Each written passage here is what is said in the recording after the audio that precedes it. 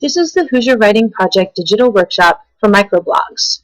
Today's Meet at www.todaysmeet.com and Twitter at twitter.com. What's a microblog? A microblog is a short, 140 character or less, post to a social media platform. Sometimes there are images included or URLs, shortened versions of URLs. Twitter has the capability to do images. Today's Meet does not. What is a microblog and why would you use it? Instead of having a big blog where you have like an internet article, a microblog lets you get quick bits of information across to a broad audience. What can you do with a microblog? Well, you can use the social platform for short pieces of information that allow students access from the web. This would be good for, such as Twitter, if you had assignments that you had due, you can send quick reminder tweets. You can have students do quick talks about things. If students see something, they can take a picture of it and tweet it to the rest of the class, if you have a class Twitter account. And that's a really great way for students to share short little pieces of information. Also, you can create back channels. Back channels are social media sites that post very quick comments, and they happen at the same time as presentations or discussions. So while a class discussion is going on, you might have a back channel discussion going on at the same time. Think of back channels as all those little tiny discussions that happen that people whisper to each other during presentations or big group discussions that nobody else gets to hear. When you back channel purposefully, then people get to hear those discussions and see what other people are thinking and talking about. So what kind of media can you use for microblogs? Well, definitely text. Twitter lets you use pictures, and you can also type in the URLs for different websites if you want students to look at those. How do you communicate? This is an example from today's Meet. This is from Tim O'Brien's The Things They Carried. It's a discussion from an AP literature class. You'll notice that there are some spelling errors, there are some punctuation errors. The point of this is not formal writing. This is very informal. It is just to get ideas across. So this is how we used it.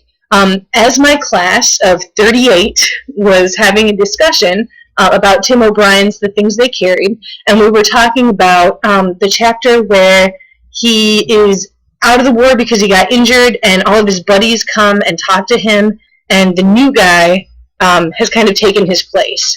And so we're talking about how he feels and why he's acting kind of childish, and this is the discussion that goes on in the background while I'm having discussions, a big discussion in class.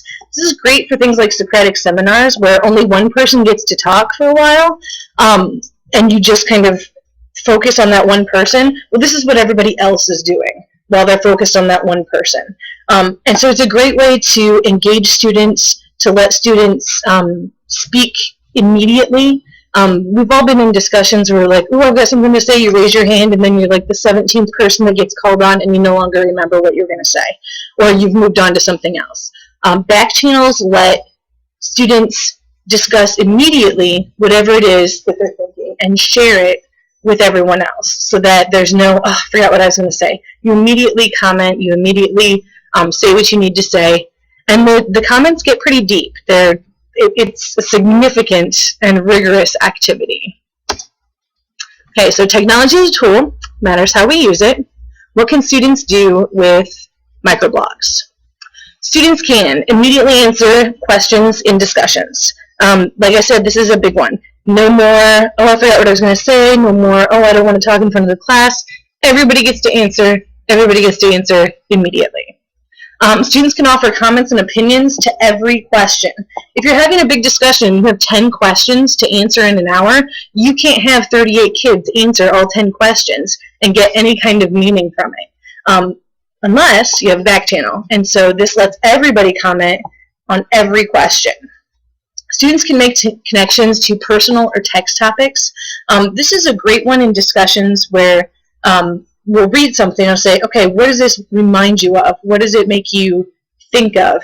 And then students will work on the back channel, and then we'll take a look and we'll kind of put things into categories, or we'll say, oh, it looks like a lot of people are talking about this, let's go with that. Students can offer sources for additional information. This was a great one when we were doing the Scarlet Letter with my AP class. I had them do research. We were in the computer lab, and so we were having a discussion about the chapter, but at the same time, other kids were doing research and bringing in outside sources. And so they were linking to other sources and saying, ooh, I found this great source on this. And so we had them all in one space, and nobody had to write things on the board and say, what is that big long website? Because you just copy and paste it right into the microblog. Students can use back channels to participate in discussions. I talked about that. Such a great way to get everyone involved and make sure that everyone has a chance to give their input. Students can continue discussions after class is dismissed. You don't really think about what happens when the bell rings and students go away, but I've often been in discussions and they're over and it's like, man, I wish I had said this. Well, back channels let you hold the discussions open for an extended period of time. And therefore, students can, if they go home that night and they're like, oh, I wish I would have said this, they can go say it. Even if nobody hears it, their stuff is still out there. And so when you go back and you make the transcript of your discussion, you can say, oh, what a great comment, and even go back and talk more. Students can communicate informally and quickly. This is huge. We're not looking for formal writing in a back channel. It is just getting your ideas out into the open so that you can remember what to say. Students can retrieve archived discussions for review or use.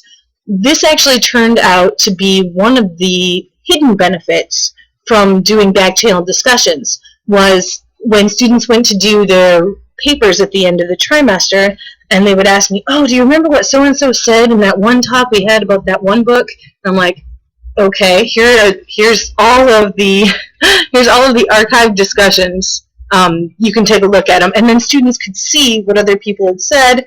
They can use those ideas, they can build on those ideas, and it's a great way to archive those discussions.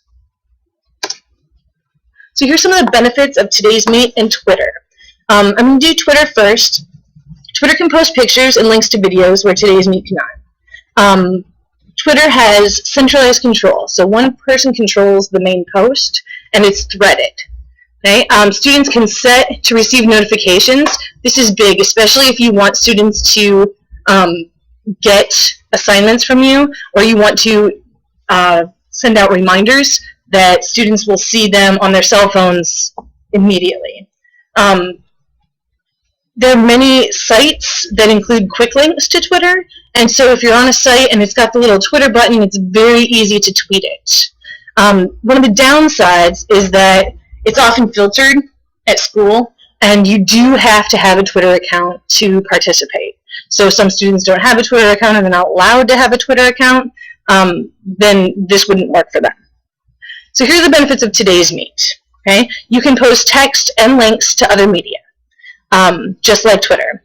There's no centralized control, which means that everyone participates equally. So I might be the one to set up a Today's Meet chat room or chat, but everybody gets to talk equally. And so my comments aren't any more highlighted than anyone else's comments. And it really creates a democratic feel to the conversation. Anyone can make a room. There's no sign up necessary. Anyone can go in, anyone can make a room. The rooms are short term, so before the term is up, you want to make sure that you save the transcript so that you have that discussion archived. And you save it to your hard drive, but anybody can sign up, anybody can make a room. One of the downsides of that is that because there's no sign-in, sometimes students go on with different names and you don't know who is talking. And so you do have to be clear that when you're in a real discussion for class purposes, you use your real name. Another downside is it's short-term, and so unless you save the transcript, your Today's Meet will go away. So just make sure that you're thoughtful and on it, and that you save those. So here are 3 ways to use today's Meet in your classroom. Backchannel for in-class discussions, backchanneling for presentations, and then brainstorming or anticipation questions for a unit.